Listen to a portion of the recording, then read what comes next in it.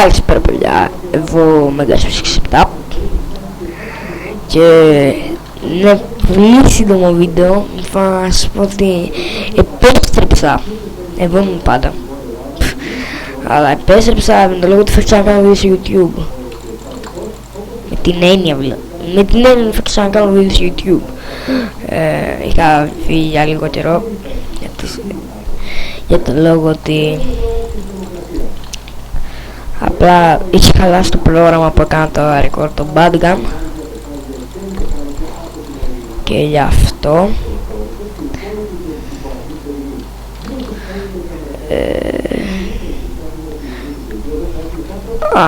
ωραία.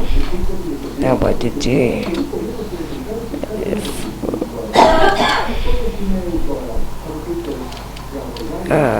Okay. Λοιπόν, ναι, και βγαίνει 2 λεπτά, 1 λεπτό.